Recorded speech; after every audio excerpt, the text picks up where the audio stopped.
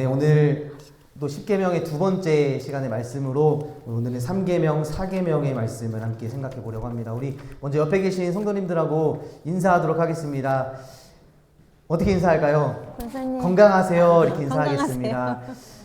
네, 몸 건강하세요. 건강하세요. 우리 교회 아프신 분들이 건강하세요. 너무나 많습니다. 저부터 시작해서 성도님들 몸이 아파서 또 어려움 당하시고 또 예배 나오지 못하시고 또 한 주간 많이 고생하시는데요. 독감이 많이 유행이라고 합니다. 여러분 몸 잘 관리하셔서 아프지 마시고 한 주간 또 살아가실 주님의 이름으로 소망합니다. 여러분 지난주에 우리가 10계명 첫 번째 1계명, 2계명의 말씀을 우리가 함께 생각해 봤는데요. 우리 1계명, 2계명 말씀 혹시 기억하시나요? 1계명이 뭐죠? 여러분? 나 외에 다른 신들을 내게 두지 말라. 우상을 만들지 말라. 하늘이나 땅이나 땅 아래 물속에 있는 어떤 형상도 만들지 말라라는 말씀이었습니다. 여러분 한 주 살아가시면서 하나님 외에 다른 것들을 여러분들의 우상으로 다른 신들로 삼고 살아가셨는지, 아니면 우리 하나님 여호와 유일신 하나님만을 나의 신으로, 나의 하나님으로 삼고 살아가셨는지 우리 한번 되돌아보는 시간이 되었으면 좋겠습니다. 오늘 이어서요 이 3계명, 4계명에 대한 말씀을 함께 생각해 보려고 하는데요. 이 말씀은요, 하나님이요 우리에게 원하시는 마음이라는 것을 우리가 꼭 기억해야 될 줄로 믿습니다. 오늘 7절 말씀을, 우리 성경 말씀을 함께 보실 텐데요. 우리 함께 7절 말씀을 함께 다 같이 읽어보도록 하겠습니다. 함께 읽겠습니다. 시작. 너는 내 하나님 여호와의 이름을 망령되게 부르지 말라. 여호와는 그의 이름을 망령되게 부르는 자를 죄 없다 하지 아니하리라. 아멘. 이렇게 말씀을 합니다. 오늘 이 7절 말씀에 보시면요 계속해서 반복되는 말씀이 있습니다. 두 번 반복이 되는데요. 여호와의 이름을 망령되이 부르지 말라. 그의 이름을 망령되게 부르는 자는 죄가 없다 하지 아니하리라. 그렇게 말씀을 하고 있습니다. 제가 이 망령되다라는 것을 성경 사전에서 찾아보니까요 이런 말이라고 합니다. 하나님을 속이거나 하나님의 뜻을 거스르는 것, 또 하나님의 것을 악하게 사용하는 신성 모독적인 모든 행위를 이 망령되다라고 이야기를 한다라고 합니다. 그래서 우리가 하나님 앞에서 더럽고 또 세속적이고 무익하게 행하고 또 거룩하신 하나님을 불경스럽게 하거나 모독하는 모든 행위를요 망령된 행위다라고 이야기를 합니다. 이런 망령된 행동에는요 여러 가지가 있습니다. 우상숭배, 하나님의 말씀에 불순종하는 것, 음행, 헛된 맹세, 이익을 얻기 위해서 하나님의 이름을 함부로 이용하는 행위, 하나님보다 사람을 의지하는 것도 망령된 행위다라고 말합니다. 거짓 증언, 하나님 앞에서 무례하고 교만한 행동, 하나님의 은혜를 소홀히 여기는 것이 망령된 행동이다라고 이야기합니다. 근데 그런 망령된 행동의 끝에는요 하나님을 노엽게 하는 것이고 영원히 수치를 당하게 되고 복을 잃어버리게 됩니다. 또 죄를 얻게 하고요 심판을 받게 하고 결국은 죽임을 당하게 되는 것이 이 망령된 행동이다라는 거예요. 성경에서는 말씀합니다. 죄의 삭은 사망이요 라고 말씀을 합니다. 곧 하나님에게 망령되게 행하는 것은요 우리가 죄를 범하는 것이고 그것은 곧 우리를 사망에 이르게 한다라는 것을 우리가 기억해야 될 줄로 믿습니다. 여러분 10계명을 잘 읽어보면요 이 창세기와 아주 많이 연관되어 있다는 것을 우리가 알 수 있습니다. 여러분 창세기 1장부터요 창세기 11장까지를요 원역사다라고 이야기를 합니다. 원역사, 역사 기록의 이전의 역사를 원역사다라고 이야기를 합니다. 이 창세기로부터 바벨탑까지 이 사건을 잘 읽어보면요 오늘 우리가 읽은 이 10계명의 말씀과 아주 깊은 연관성을 가지고 있다는 것을 우리가 알아차릴 수 있습니다. 우리 지난주 말씀을 생각해 보시면요 창세기 1장에서 하나님이 만드신 이 창조물들, 당시 사람들이 자신들의 신을 또 자신들의 우상을 그 하나님이 만드신 창조물들을 섬겼던 것을 볼 수가 있습니다. 그런 문화의 배경 속에서 나 외에 다른 신들을 내게 두지 말라, 우상을 만들지 말라, 이 말씀은 너희가 섬기는 그 모든 것들, 피조물들은 다 하나님의 그냥 피조물일 뿐 너희가 섬기는 신이 아니다 라고 우리에게 말씀을 해주셨습니다. 여러분 창세기 1장을 넘어서요 창세기 3장에 가면 무슨 이야기가 있을까요? 너무나 잘 아는 이야기예요. 창세기 3장 말씀 보시면요. 하나님과 하나님이 창조하신 두 사람의 이야기가 나옵니다. 아담과 하와, 그리고 하나님이 지으신 들짐승 중에 가장 간교했던 뱀이 등장하면서 에덴 동산의 이야기가 시작되는 것을 볼 수 있습니다. 여러분, 그런데요, 이 창세기 3장의 말씀을 기록하면서 왜 하필 이 사람을 유혹하는 동물이 뱀이 등장을 할까요? 여러분, 뱀 좋아하십니까? 뱀 싫어하세요? 저도요, 어렸을 때요, 한 번은 뱀 꿈을 꾼 적이 있어요. 그래서 그 꿈을 꾼 이후에 뱀이 너무나 싫어졌습니다. 제가 어떤 꿈을 꿨냐면, 저희 집, 옛날 집에 할머니가 사는 그런 옛날 초가집이 있었는데, 그 위에, 제 어렸을 때인데, 그 위에 막, 그 옛날에는 막 다 이렇게 부셔지고 막 금이 가고 하잖아요. 그 안에 지푸라기들이 막 있고, 그 안에 뱀이 막 이렇게 있는 거예요. 그걸 보고 나서 제가 마당에서 그 천장을, 그 지붕을 보는데, 그 안에서 뱀이 막 몇백 마리가 막 이렇게 꿈틀꿈틀거리면서 그 뱀 바깥으로 나오는 그런 꿈을 꿨습니다. 근데 어렸을 때는 뭐 그냥 무서운 꿈이었죠. 무서운 꿈.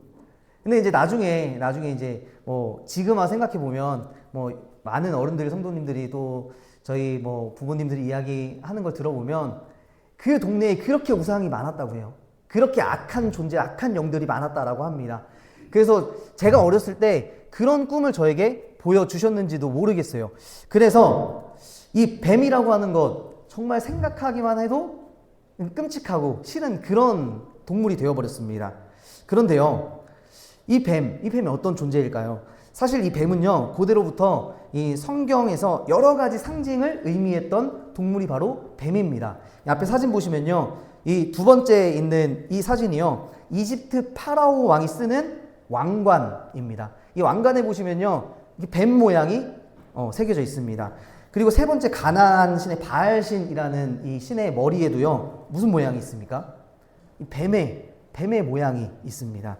그리고 바벨론에도요, 쏴칸이라고 하는 뱀 여신이 있었다라고 합니다. 또 고대근동에서 이 뱀은요, 혐오스러운 그런 짐승이 아니라 지혜로운 동물, 치료의 동물이 바로 성경에서 말하는 뱀이다라고 하는 거예요. 그래서요, 이 WHO 세계보건기구 로고도 이 뱀 모양으로 되어 있는 거예요. 치료의 상징인 뱀의 모양이 되어 있습니다. 근데요, 이 창세기 3장 1절을 읽어보면요, 뱀은 여호와 하나님이 지으신 들짐승 중에 가장 간교했다라고 기록을 합니다. 이 뱀이 간교했다라고 하는데, 우리가 이 말씀을 보면 뱀이 곧 사탄이라고 우리는 여길 수 있잖아요. 뱀 이퀄 사탄이다라고 우리 여길 수 있는데, 사실 창세기 3장 1절의 이 이야기에서만 볼 때 이 뱀은요, 하나님이 지으신 들짐승 중에 하나라는 것이에요. 사탄이다라고 이야기하는 것이 아니라 하나님이 지으신 들짐승 중에 하나라는 거예요. 피조물들의 하나라는 것입니다. 그 피조물 중에 가장 지혜로운 동물이 바로 뱀이었다라고 이야기를 하는 거예요. 가장 간교했다라고 하는 것이죠. 그래서 학자들은요, 이 뱀이 지혜로웠다, 간교했다, 이런 말을 놓고 많은 논쟁들을 합니다. 뱀이 원래 나쁜 동물이 아니었다, 뱀이 사탄이 아니다, 이런 말을 하는데요. 이게 이제 구약 성경을 지나서 이 신약 성경, 예수님까지 오면서 뱀이 사탄으로 변해가는 그런 변천의 과정들이 있었습니다. 그런데 그게 중요한 것이 아니라요, 이 한글 성경에서는요, 창세기 3장 1절 말씀에 뱀은 하나님 여호와 하나님이 지으신 들짐승 중에 가장 간교했다, 이렇게 번역을 했는데요, 제가 창세기 3장을 가지고 논문을 썼습니다. 창세기 3장을 가지고 제가 아주 깊이 히브리어, 헬라어, 뭐 영어 성경 다 보면서요, 번역 비교해 가면서 논문을 썼는데요, 아주 중요한 단서를 하나 발견을 했습니다. 이게 뭐냐면요, 이 뱀이라고 하는 단어, 이 밑에 보면요, 이게 이제 히브리어로 뱀이라는 단어거든요. 이 앞에 짝대기 같이 생긴 게 그러나 그 뱀은 이라는 단어예요. 그런데요, 제가 한글 성경을 찾아보니까 뭘 하나 빠뜨리고 번역을 했어요. 뱀은 이렇게 번역을 했어요, 그냥. 그런데 히브리어 성경에는요, 그 뱀은 이렇게 기록이 되어 있다라는 거예요. 여기 빨간색 글씨가 바로 그라고 하는 정관사가 빠져 있다라는 것을 제가 발견을 했습니다. 여러분, 뱀이라고 했을 때랑요, 그 뱀이라고 했을 때는요, 다른 겁니다. 그냥 뱀 한 마리를 의미하는 것이 그냥 뱀이고, 더 서펜트라고 하면 그 뱀을 의미하는 거예요. 근데 히브리어 성경에는요, 그 뱀이다라고 이야기를 합니다. 여러분 그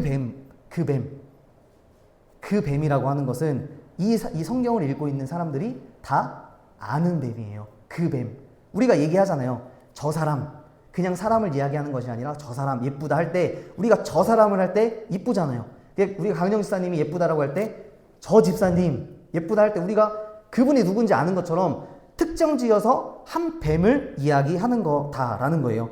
이 그 뱀은요, 당시 사람들, 구약 사람들이요, 다 떠올릴 수 있는 한 가지 상징을 가지고 있습니다. 이스라엘 사람들이 생각할 때, 이 뱀을 생각할 때 떠올릴 수 있는 것이 바로 우상 숭배였습니다. 우상 숭배. 일예로요, 민수기 21장의 말씀 보면요, 광야에서 불뱀에 물려 죽게 된 이스라엘 백성들에게 하나님은요, 노스로 뱀 모양을 만들어서 장대에 높이 달라고 말씀을 하십니다. 그리고 뱀에게 물린 자가 그 노뱀을 쳐다본 즉 다 낫게 됐다라고 기록을 하고 있는데요. 이 뱀은 치료의 상징이었어요. 근데 하지만 이스라엘 백성들이요, 광야의 이 노뱀을 하나님이 치료해 주셨던 그 상징을 경험하고도 이스라엘의 우상의 형상이 되어 버렸습니다. 열왕기하 18장 4절 말씀 보시면 그가 여러 산당들을 제거하며 주상들을 깨뜨리며 아세라 목상을 찍으며 모세가 만들었던 노뱀을 이스라엘 자손이 이때까지 향하여 분향했다라고 기록을 하고 있습니다. 그 광야의 그 노뱀 형상을 그게 우상이 되어서 아직까지 그것을 우상 숭배하고 있었다라는 거예요. 이 이스라엘 남과 북으로 나뉠 때까지 이 노뱀을 향하여 우상 숭배를 했습니다. 그런데 여호와를 의지했던 이 히스기야의 왕 때에 이르러서 이 노뱀과 여러 우상들을 제거했다라는 것을 볼 수 있습니다. 그래서 창세기 3장의 이 뱀은요, 우상 숭배를 뜻한다라고도 볼 수 있다라는 것입니다. 여러분, 창세기 3장에서 이 뱀이 하는 말을 잘 기억해 보세요. 뱀이 이 여자를 꼬실 때 어떻게 하죠? 너희가 이 선악을 알게 하는 나무의 열매를 먹으면 어떻게 되리라?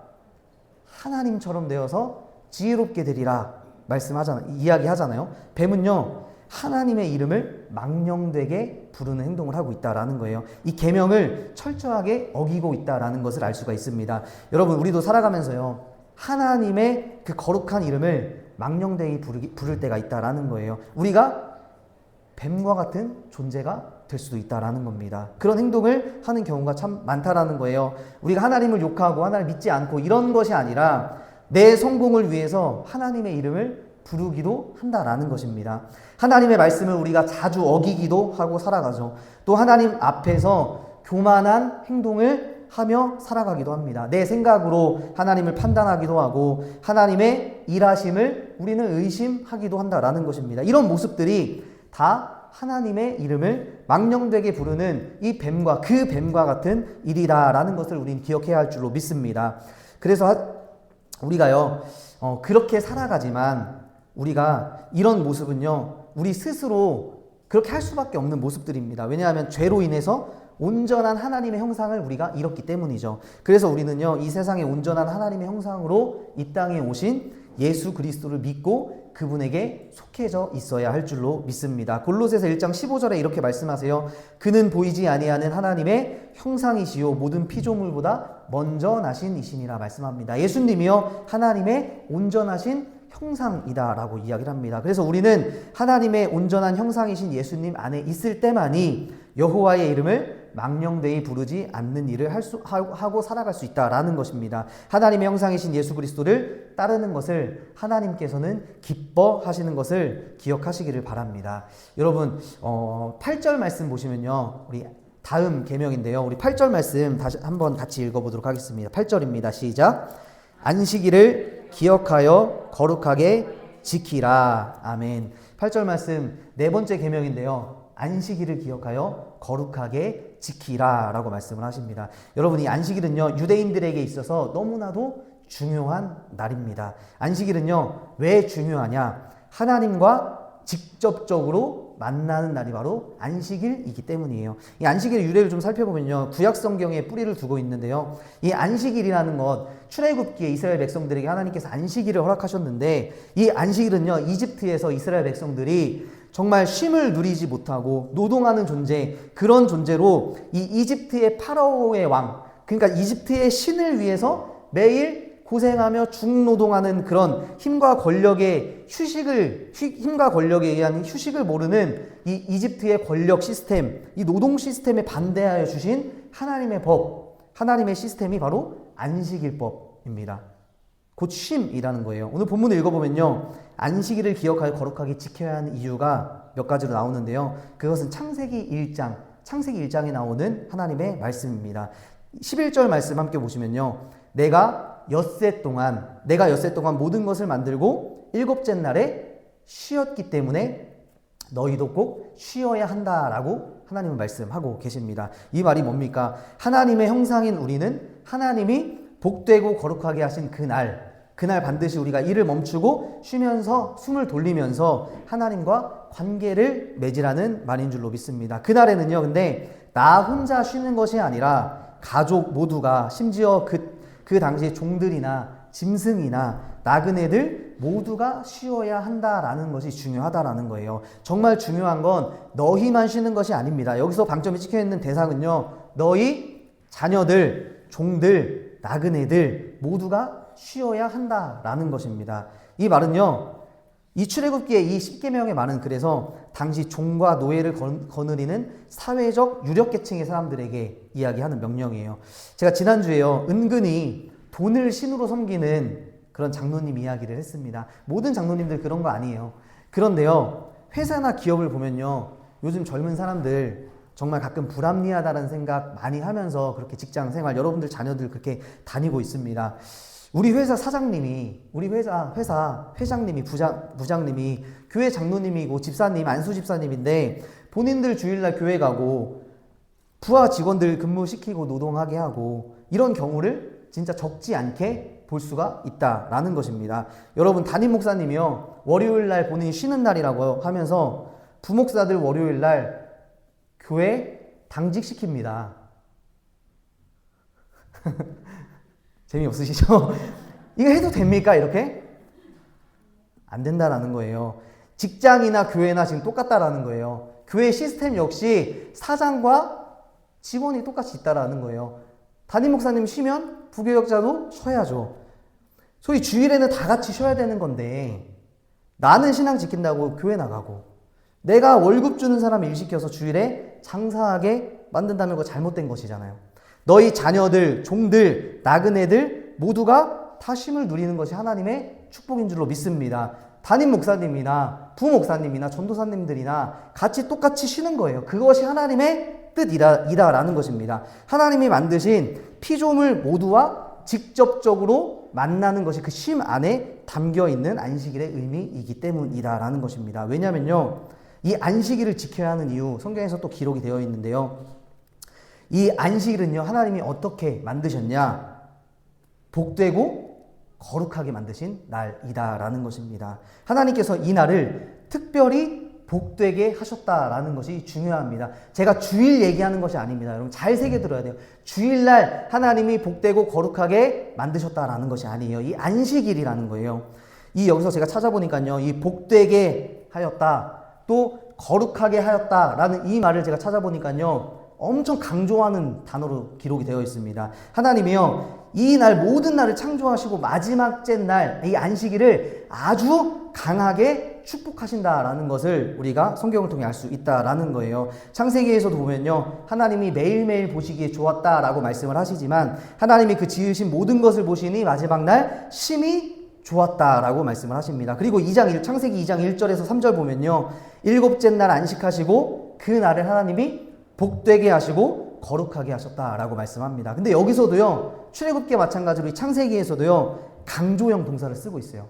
아주 복되게 하시고 아주 거룩하게 하셨다라고 말씀을 합니다. 그래서 이 날은요, 가장 복된 날이고 가장 거룩한 날입니다. 그래서 유대인들에게 이 날은 아주 중요한 날이었다라는 거예요. 왜냐하면 이 날은 세상 창조가 완성된 날이고 하나님을 기억하고 하나님과 직접적으로 교제하는 날이기 때문이었습니다. 하지만 우리가 유대인들이 아니잖아요. 이 안식일을 기억하여 거룩하게 지키라는 이 명령이요, 사도 바울이 전한 예수 그리스도의 복음을 통해서 조금 더 확장이 됩니다. 고린도전서 14장 말씀 보시면요, 바울이 이렇게 이야기를 합니다.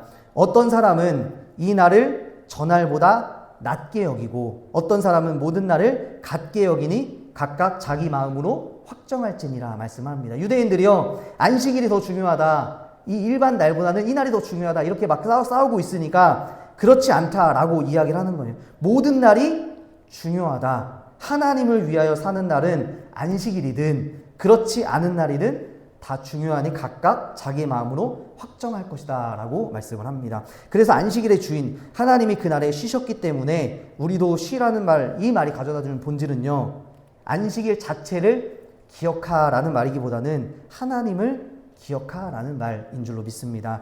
복 주시고 우리에게 복 주시고 우리를 거룩하게 하시는 그 하나님을 기억하라라는 말이 안식일을 거룩하게 지키라라는 말입니다. 이 계명 역시요, 지난주 계명과 마찬가지로 하나님을 사랑하라는 큰 계명의 관점으로 볼 수 있다라는 것입니다. 여러분, 말씀을 정리하겠습니다. 여러분, 사랑하는 사람이요, 어떤 말이나 어떤 행동을 하잖아요. 그러면 그 말을, 그 행동을 기억해야 할까요? 하지 말아야 할까요? 기억해야 하는 것이 사랑하는 사람의 의무이죠. 아내가 순대를 싫어하고 못 먹는다고 분명히 이야기를 했어요. 근데 남편이요, 매번 순대 곱창집에 데리고 가는 거예요. 그러면 이 아내가 어떻게 생각할까요? 어떻게 생각할까요? 남편이 제일 싫어하는 행동이 있습니다. 그런데 아내가 그 행동을 기억해야 하는데 기억하지 못하고 계속 그 행동을 반복한다면, 그 싫어하는 행동을 계속한다면 그 부부가 어떻게 될까요? 어떻게 될까요? 하나님과 우리의 사이도 마찬가지라는 거예요. 7절부터 오늘 11절까지 세 번째 계명, 네 번째 계명, 이 계명 역시요, 하나님을 사랑하라. 그 하나님의 말씀을 기억하고 하나님의 이름을 망령되이 헛되게 부르지 말고 복 주시고 거룩하게 하시는 하나님을 사랑하라는 말씀으로 볼 수 있다라는 것입니다. 그래서 제가 아까 말씀드린 것처럼 이 안식일 기억해서 거룩하게 지키라, 주일 거룩하게 지키라, 이런 말이 아닙니다. 주일을 거룩하게 지켜 꼭 주일 성수해라, 이런 가벼운 말씀이 아니다라는 것을 기억하시길 바랍니다. 하나님을 기억하고 하나님을 사랑하는 말씀, 이 말씀을요, 우리가 기억한다면요, 당연히 우리 몸은 주일날 어디에 와 있는 게 당연한 겁니까? 예배의 시간에 와 있는 게 당연하다라는 거예요. 우리 자녀들에게, 청년들에게, 젊은 사람들에게 주일 성수해야 돼, 11조 꼭 해야 돼 라고 말하는 것이 아니라 하나님을 사랑해야 돼 라고 말할 때 그들이 교회에 주일 성수할 수 있게 되는 것입니다. 11조헌금 하게 되는 것입니다.